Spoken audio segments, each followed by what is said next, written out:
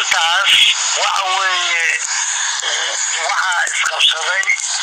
oo isku qabsaday dhul muxuu ahaay laba nin oo qolada buulan abgaala kasoo kala jeeda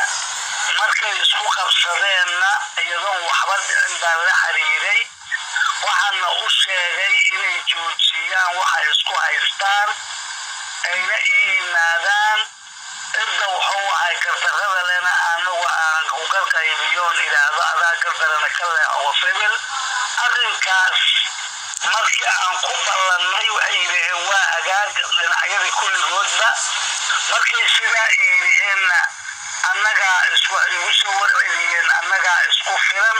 adiga kuma soo gaarayso wadna mahadsan tahay ayay igu yidhaahdeen. waa gartay kabacdii saas markay dhacday kadib bay xabad isku bilaabeen. markay isku bilaabeen baan waxaan wacay jenaraal gacmo duulle oo aan idhi maadaama aan isku community nahay walaalow adiga maaragtay gal asraax baynunaas dhexdhig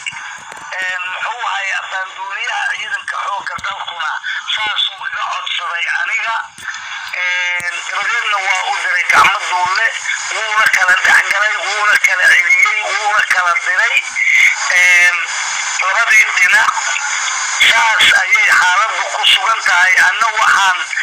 qayb baan ka ahay laakiin ma dhex teginin sababtaananu dhex teginna waxay tahay aniga in qabiil iyo hayb laygu sunto ma rabin. marka